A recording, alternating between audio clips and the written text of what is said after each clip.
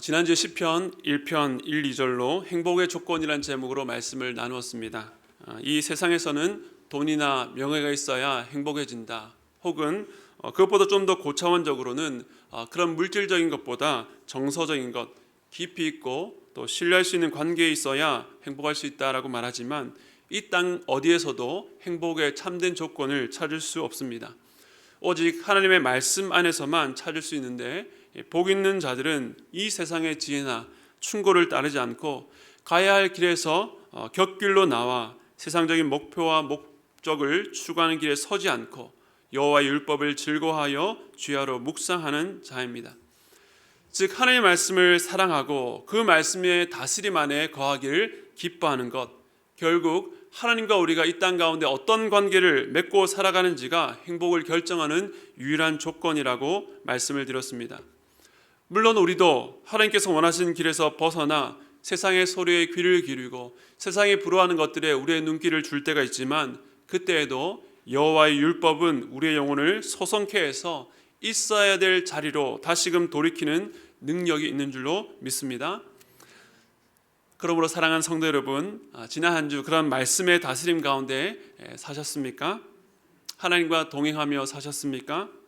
우리가 지난 주일부터 올 세대 성경 읽기를 시작했습니다. 가정마다 잘 시작하셨습니까?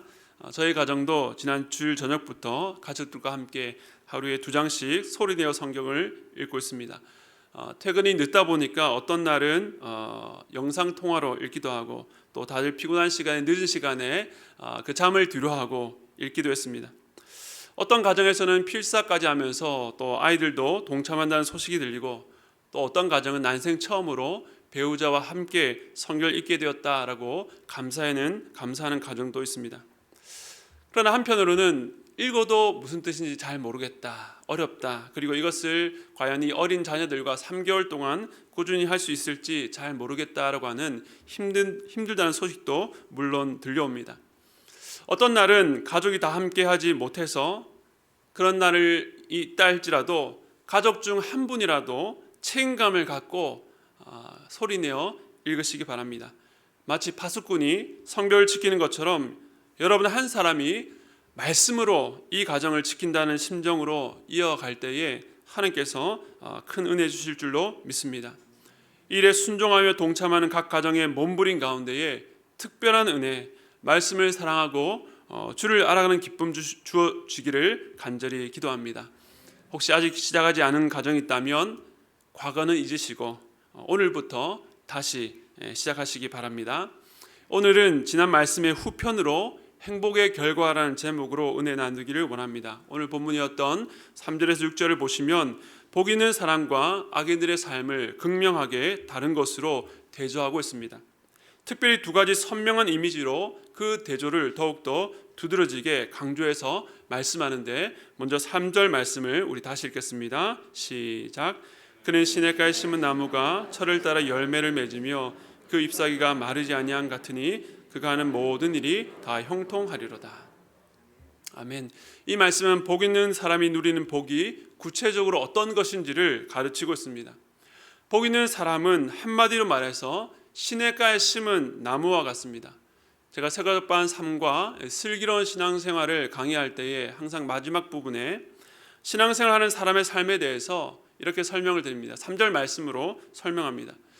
훈련생들 모두 눈을 감긴 다음에 이 3절의 이미지, 풍경을 그대로 설명해 드린 뒤에 바로 이것이 신앙인의 삶입니다 라고 말씀드리면 그 앞서 논리적이고 또 구체적으로 설명하는 그 어떤 것보다 마음속에 강하게 각인되는 것을 경험합니다. 하나님 이처럼 시냇가에 심은 나무라는 이미지로 복된 사람이 누리는 삶에 대해서 우리에게 알려주고 있습니다.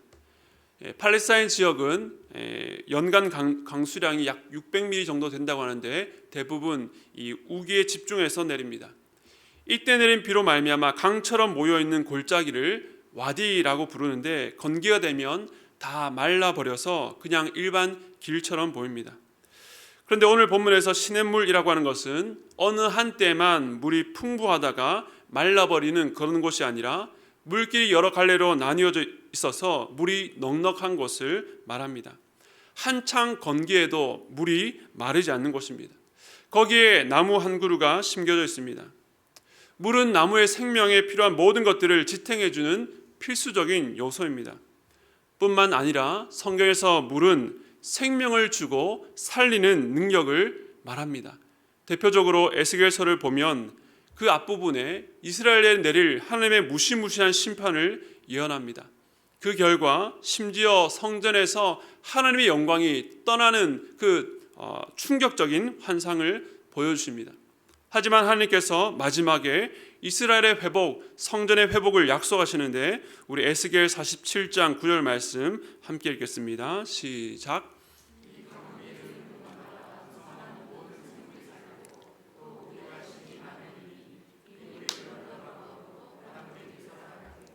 이 강이 이르는 각처에 모든 것이 살 것이며 아멘. 47장을 보시면 성전에서 흘러나온 물이 점점 차오르더니 물이 이르는 곳마다 닿는 곳마다 생물이 살아나고 바닷물이 되살아나고 이 강이 흐르는 각처에서 모든 것이 살 것이라고 약속합니다. 그렇다면 시편 1편의 문맥에서 시냇가는 무엇을 의미할까요? 우리는 앞서 2절에서 그 답을 찾을 수 있습니다. 오직 여호와의 율법을 즐거워하여 그 율법을 주야로 묵상하는도다.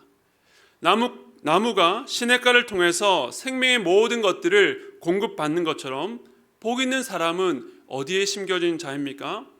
바로 여호와의 율법 안에 심겨지고 뿌리 내린 자입니다.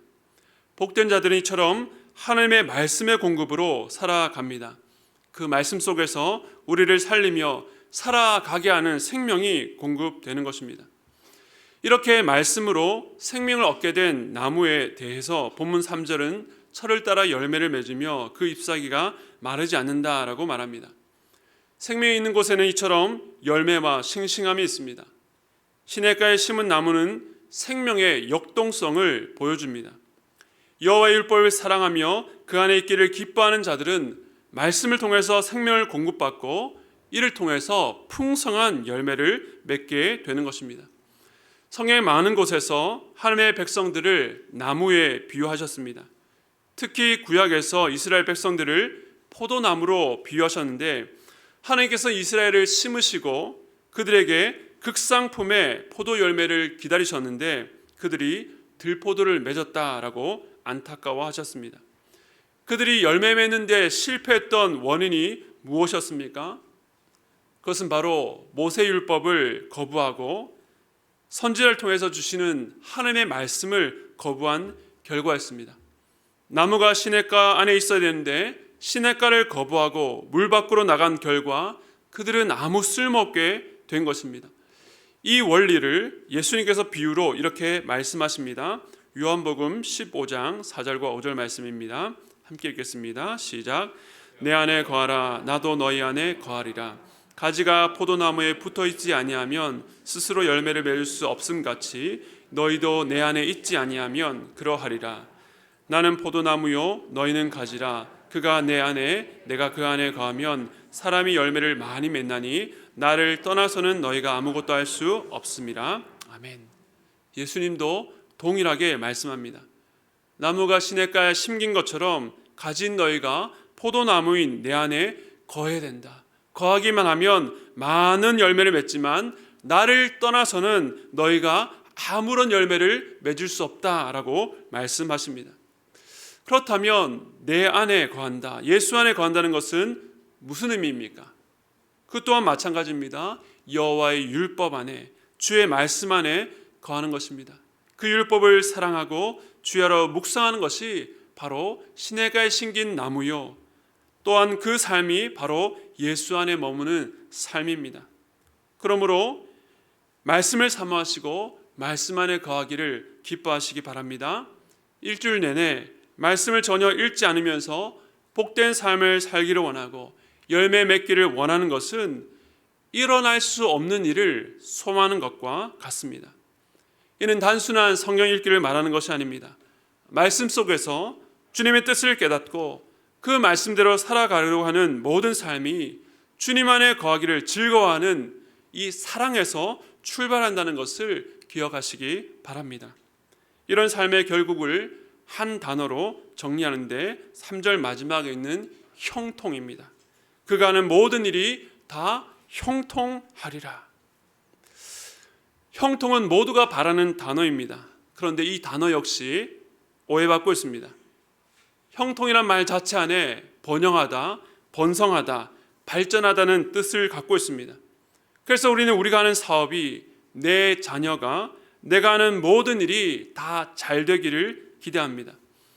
그러나 성경이 말하는 형통은 단순히 번성하고 잘 되는 것만을 말하지 않습니다. 성경은 신분이 불안정하고 어떤 면에서는 가난하고 억울한 일을 당하고 육체적으로 어려운 상황에서도 형통을 누릴 수 있다라고 말합니다. 시편 1편의 문맥에서 형통이 무엇인지 우리는 이해해야 됩니다. 그 출발은 여호와의 율법 안에서, 하나님의 다스림 안에서의 형통입니다. 때로 우리가 바라는 것이 악인의 꾀이며 죄인의 기를 때가 있기 때문에 내가 원하는 것을 하나님께서 이루어지는 것이 형통이 아니라 나를 향한 하나님의 선한 뜻이 내 삶 속에서 이루어지는 것이 참된 축복이요, 그 자체가 형통이라는 것입니다. 우리가 잘 아는 창세기 39장 2절은 형통이 무엇인지를 알려줍니다. 함께 읽겠습니다. 시작. 요셉과 함께 하심으로 그가 형통한 자가 되어 그의 주인 애굽 사람의 집에 있으니. 여러분 잘 아는 말씀이죠. 요셉의 신부는 지금 보디발의 종이었고 조금 더 지나면 억울하게 감옥에 갇히게 됩니다. 세상적인 눈으로 볼 때 절대 형통하다고 할 수 없는데 성경이 주목하는 것은 무엇입니까? 계속 성경이 반복하는 것은 그가 세상에 보기에 부러운 자리에 있었기 때문이 아니라 여호와께서 요셉과 함께 하심으로, 여호와께서 요셉과 함께 하심으로 그가 형통한 자가 되었다라고 말하고 있는 것입니다. 진정한 형통은 주님과 함께 거하며 주님의 뜻이 우리의 삶에 이루어지는 것인 줄로 믿으시기 바랍니다. 지금 요셉은 낮은 신분으로 억울한 상황 속에 있었지만 그의 삶은 지금 비극을 향해 가는 것이 아니라 장차 일어날 7년의 대기근 중에 하나님의 백성과 애국과 세상을 살리기 위한 하나님의 뜻이 그의 참으로 억울한 삶 가운데 이루어지는 과정 중에 있었다는 것입니다. 마찬가지로 우리가 여호와의 율법 안에 거하면 이러한 형통을 누리게 됩니다. 그렇다면 악인들의 삶은 어떻습니까? 시편 1편 4절 함께 읽겠습니다. 시작. 악인들은 그렇지 아니하며 오직 바람에 나는 겨와 같도다. 이 악인에 대해서 시작부터 그렇지 않다라고 단호하게 말합니다. 즉 앞서 말했던 복 있는 사람과의 삶과는 조금도 같을 수 없고 완전히 다른 결과라고 말하고 있는 것입니다. 그러면서 또 하나의 선명한 이미지로 보여주는 것이 바로 바람에 나는 겨입니다. 시냇가에 심은 나무와 대조됩니다. 여러분 겨가 무엇입니까? 이 알곡, 알맹이가 빠져나가버린 껍데기입니다. 시골에 가면 퀴즈를 한다고 하죠. 타작된 곡식의 나다를 겨와 분리하기 위해서 이렇게 날리면, 바람에 날리면 무거운 알곡은 남고 가벼운 겨는 바람에 날아가 버립니다. 세례요한이 자기 뒤에 오실 예수 그리스도를 증거하면서 이렇게 선포했습니다. 누가복음 3장 17절인데요. 손에 키를 들고 자기의 타작마당을 정하게 하사 알곡은 모아 곡간에 들이고 쭉정이는 꺼지지 않는 불에 태우시리라. 이 바람에 나는 겨는 바로 심판의 이미지입니다. 이후에 있는 5절에서 더욱 선명하게 악인들은 심판을 견디지 못하며 의인들의 모임에 들지 못한다라는 설명은 이 악인들이 겪는 불행이 단순치 않다는 것을 의미합니다. 마지막 의인들의 모임에 들지 못한다는 것 역시 성경 전체에서 악인에 대한 심판을 강조할 때 쓰시는 표현입니다. 에스겔서 13장 9절 말씀 함께 읽겠습니다. 시작.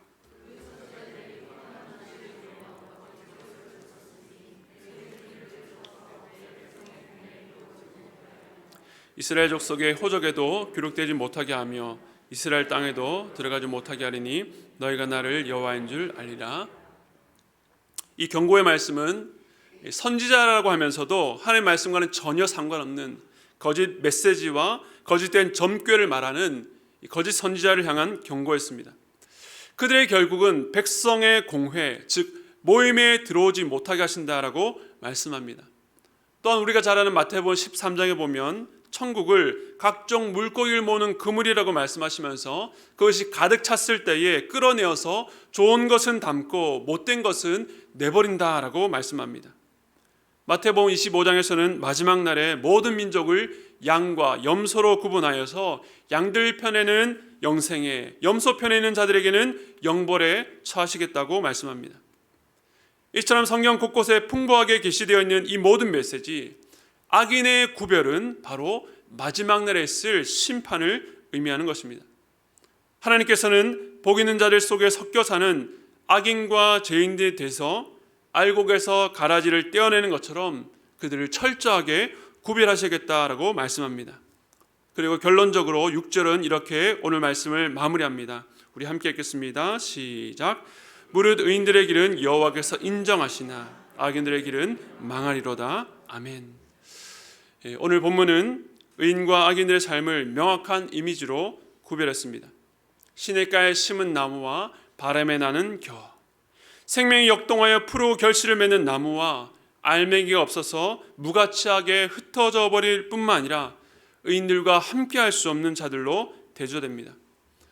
본문에는 단어들로 표현하면 의인은 형통 그리고 인정이라고 할 수 있고 악인은 심판 그리고 망하는 것이라고 정리할 수 있습니다. 여러분 여기까지 이해되십니까? 이제 머리로 이해되는 것이 우리 마음속으로 자리 잡는 시간입니다. 머리로 알았다고 오늘 말씀이 여러분 마음에 들어온 것은 아닙니다. 머리로 이해했다는 것과 그 진리가 내 가슴 속에 심겨서 복 있는 사람의 삶을 갈망하고 소망하는 것, 그의 율법 안에 즐겁게 거하며 그의 통치를 받는 삶은 또 다른 차원의 문제이기 때문입니다. 이런 괴리가 왜 발생할까요? 우리가 이것을 제가 설명드렸지만 여러분 가운데 아마 교회를 오래 다니셨던 분들은 모르는 분들은 없을 것입니다. 성경의 말씀, 우리가 믿는 진리의 말씀을 우리의 삶에 가져왔을 때에 현실과 맞지 않아 보이기 때문에 그렇지 않습니까? 성경에서 말하는 복 있는 사람이 정말로 형통한 삶을 살던가, 그가 늘 싱싱하고 때를 따라 열매를 맺고 살던가, 악인들은 과연 바람에 나는 겨와 같이 흔적도 없이 사라지며 하나님의 심판을 받던가, 그렇지 않아 보이는 현실입니다. 그런데 이 고민을 2022년을 살아가는 우리뿐만 아니라 저 수천 년 전의 인물, 그것도 이 시편을 쓴 저자도 동일한 고민을 했다는 것을 우리는 발견하게 됩니다. 우리 시편 73편 2절 말씀 함께 읽겠습니다. 시작. 나는 거의 넘어질 뻔하였고 나의 걸음이 미끄러질 뻔하였으니. 이 시인은 지금 깊은 고뇌와 고독 가운데 있습니다. 거의 실족할 뻔했다는 것입니다. 우리 그 이유를 한번 들여다보겠습니다. 3절에서 5절 말씀입니다. 함께 읽겠습니다. 시작. 이는 내가 악인의 형통함을 보고 오만한 자를 질투하였음이로다. 사람들이 당하는 고난이 그들에게는 없고 사람들이 당하는 재앙도 그들에게는 없나니. 이 말씀에 보면 익숙한 대상이 나오죠. 우리가 시편 1편에서 지난 2주 동안 보았던 악인, 오만한 자. 그런데 1편에서 복 있는 사람의 것이었던 형통함이 누구에게 해당되고 있습니까? 실제 현실에서는 악인에게 해당됩니다. 왜 그렇게 이 시인이 보고 있습니까? 죽을 때에 고통이 없고 힘도 강하고 고난과 재앙이 없습니다. 하나님이 없이 사는 자들의 결국을 이 사람이 주목했는데 마지막 죽는 순간까지 하나님의 심판은커녕 건강하고 장수하고 평안하게 죽는 현실을 본 것입니다. 마치 시편 73편의 저자는 시편 1편의 저자를 향해서 항의하는 것 같습니다. 제가 살아보니까 시편 1편이 노라는 것처럼 복 있는 자에게 약속된 것, 그리고 악인에게 주어진 경고가 실제 삶과는 완전히 다른데요. 아니 오히려 반대입니다. 일이 어떻게 된 일입니까? 라고 탄식하고 있습니다. 그런데 이 시인은 하나님의 백성이었습니다. 바로 복 있는 사람이죠. 그런데 그의 고백을 들어볼까요? 13절과 14절입니다. 읽겠습니다. 시작. 내가 내 마음을 깨끗하게 하며 내 손을 씻어 무죄하다 한 것이 실로 헛되도다. 나는 종일 재난을 당하며 아침마다 징벌을 받았도다. 하나님의 율법 안에 머물던 시편 저자는 율법의 가르침대로 살고자 애썼습니다. 그런데 그가 헛되다라고 말하고 있습니다. 실제 자기의 삶을 보니까 재난과 징벌밖에 없다라고 탄식합니다. 그는 시냇가에 심은 나무와 같은 번성함을 기대했는데 오히려 악인이 당해야 될 재난과 징벌이 자기의 삶에 있다라고 고백하고 있습니다. 이 고백이 실제 우리의 고백이지 않습니까? 우리 주변에 하나님 없이 사는 자들이 오히려 형통한 것처럼 보일 때가 참 많습니다. 믿음으로 살려는 우리는 오히려 당하지 않아도 될 고난, 겪지 않아도 될 죄책감에 시달리고 신경 쓸 일들이 얼마나 많은지, 그런데 이런 신앙의 깊은 회의와 고민을 하던 시인에게 이 모순적으로 보이는 현실을 다시 보게 된 획기적인 전환점이 일어납니다. 바로 17절입니다. 17절 말씀 우리 함께 읽겠습니다. 시작. 그는 악인이 잘 되는 것은 읽겠습니다. 시작. 하나님의 성소에 들어갈 때야 그들의 종말을 내가 깨달았나이다. 아멘. 그는 이 악인을 심판하시는 하나님을 기대했지만 이들을 내버려 두시는 하나님께 무언가 잘못된 것이 아니냐라고 호소했습니다. 그런 깊은 고뇌와 어려움 가운데에 그때 들어가게 된 성소에서 그는 중요한 사실을 깨닫게 되었습니다. 이 성소에서 그가 무엇을 보았을까요? 성소에 들어서자마자 시선을 강탈하는 것은 바로 번제단입니다. 성소와 지성소는 천막으로 가려져 있기 때문에 보이지 않습니다. 그의 눈에 띄는 것은 번제단입니다. 실제 제사가 행해지던 성소 안의 제단은 굉장히 흉측하고 더러웠습니다. 곳곳에 피가 낭자하고 파리들이 득실거립니다. 죽은 동물의 냄새, 피냄새가 코를 자극합니다. 우리의 생각처럼 이 성막 안은 거룩한 느낌보다는 눈을 둘 데 없고 코를 막아야 하는 곳이었습니다. 그런데 이것은 제단을 잘못 관리해서 정리하지 않아서 청소하지 않아서 일어난 일이 아니었습니다. 오히려 하나님께서 제정하신 만들어 놓으신 제단은 원래 이렇게 흉측하게 보이도록 의도된 것이었습니다. 왜 그럴까요? 이 제단은 우리의 죄가 얼마나 흉측하고 그 죄에 대한 처벌이 얼마나 참혹한지를 보여주기 때문입니다. 아니 실제 우리의 죄에 대한 처벌에 대해 비한다면 그 제단에서 보이는 이미지와 냄새는 아무것도 아닐 것입니다. 바로 이 제단은 죄인들을 향한 지옥의 모형이었습니다. 다시 17절로 돌아가서 읽으면 이 신이 성소에 들어갈 때에야 그토록 이해하기 힘들고 받아들일 수 없었던 악인의 최후들을 깨닫게 된 것입니다.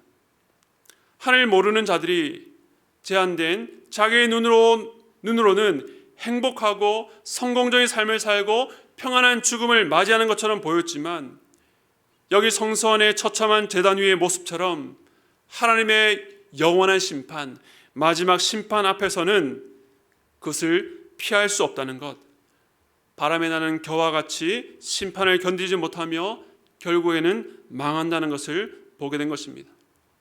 뿐만 아니라 시인은 그 성소에서 죄인들이 죽는 끔찍한 심판의 번제단에서 자신의 죄를 대속하시는 구원자를 소망하게 되었습니다.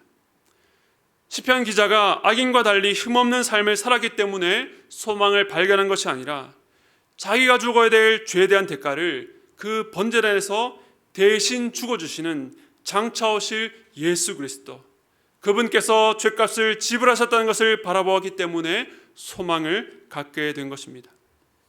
현실의 모순을 뛰어넘어 믿음의 안목이 그에게 열렸습니다. 그래서 여러분 집에 돌아가서 읽어보시면 73편 17절 이후에 그가 전혀 다른 고백을 하나님께 드린 것을 보게 됩니다. 그런 눈으로 우리 다시 6절, 오늘 본문 시편 1편 6절을 읽겠습니다. 시작. 무릇 의인들의 길은 여호와께서 인정하시나 악인들의 길은 망하리로다. 아멘.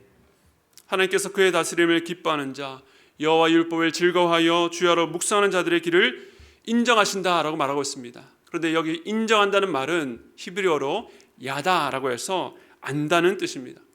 다른 말로 하면 여호와께서 의인들의 길을 아십니다. 안다는 것은 단순히 지식으로 정보로 안다는 것을 의미하지 않습니다. 어떤 인격적인 대상을 안다는 것은 깊고 신비한 의미가 있습니다. 누구를 안다는 것은 한없이 가까이 다가가 그를 내 마음에 담는 것입니다.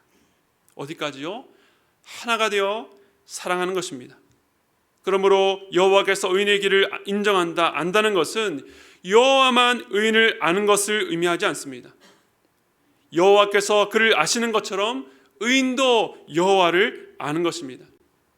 마치 시편 73편의 저자가 처음에 현실을 보고 오해와 하늘 향한 불신과 의심으로 나아갔지만 73편 후반부에 그 성소를 통하여서 세상에 결코 알 수 없는 하늘 뜻을 깨닫고 그제서야 하나님의 마음을 알게 되었던 것과 같습니다. 그가 다시 나온 성소 밖의 세상은 이전과 다름없이 변함이 없었지만 하나님의 마음을 알게 된 시인은 이전과는 다른 시각으로 세상을 보게 되었던 것입니다. 복 있는 사람은 여호와 율법을 즐거워하여 주야로 묵상하는 자입니다. 그는 시냇가에 심은 나무처럼 예수 안에 거하며 날마다 하나님을 깊이 알아가는 삶, 영적으로 연합하여 하나 되는 교통을 누립니다. 이 모든 것은 사랑하는 관계 속에서만 일어나는 신비하고 놀라운 일입니다.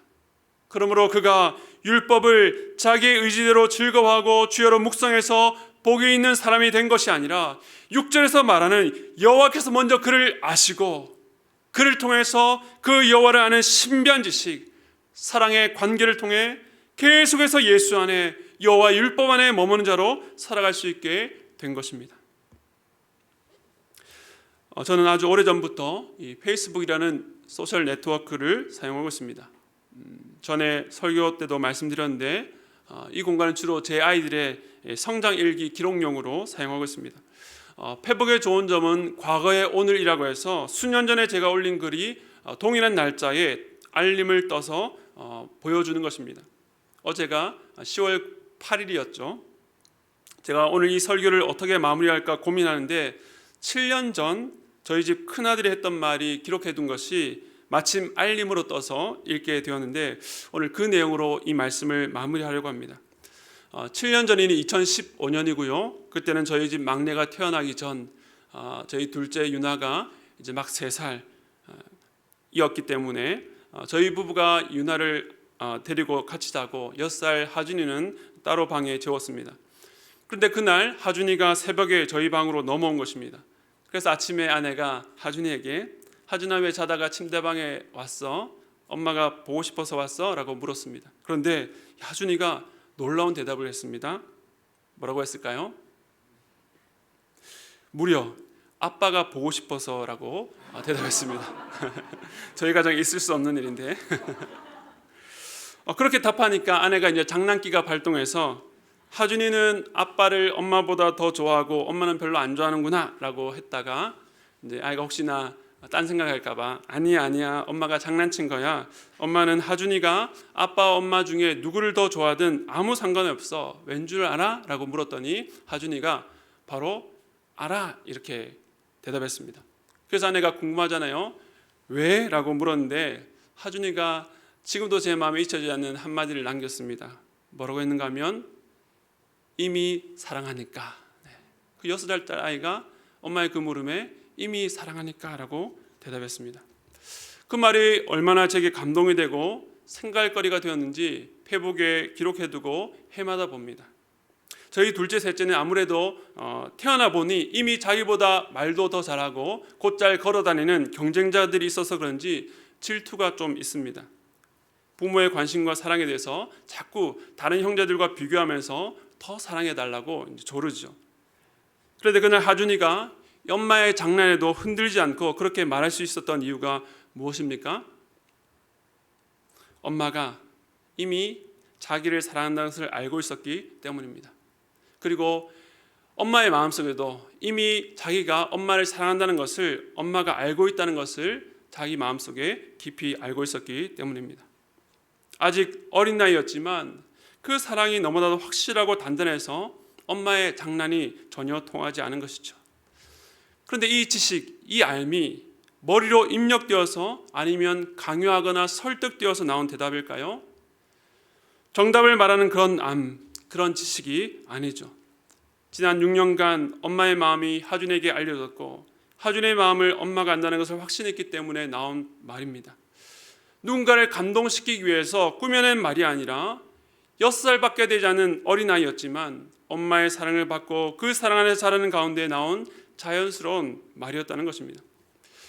복 있는 자, 여호와의 율법을 즐거워하며 그 안에 머무는 자와 하나님 사이에 세상이 도저히 알 수 없는 이런 알미 시작되는 것입니다. 내 환경이나 상황에 따라서 내 논리나 기대에 따라서 하나님께 주시는 행복의 결과를 이리 재고 저리 재는 것이 아니라 하나님의 사랑이 내 안에 있고 내 사랑이 그분 안에 있을 때에 여호와께서 우리를 안다고 내가 그분을 안다라고 말하게 됩니다. 그래서 어떤 상황에서도 흔들리지 않고 내가 주님을 사랑합니다. 주께서 이미 저를 사랑하신 줄을 제가 압니다 라고 고백하는 것입니다. 바로 그 삶이 시냇가에 심은 나무의 삶이며 형통의 삶입니다.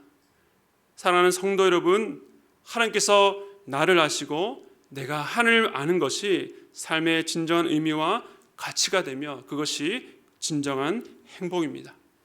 이 행복을 늘 누리시며 사시기 바랍니다. 그러기 위해서 하나님의 사랑을 날마다 알아가시고 경험하시고 그 하나님을 여러분의 분량대로 사랑하시되 점점 자라는 사랑을 해나가시기를 축복합니다.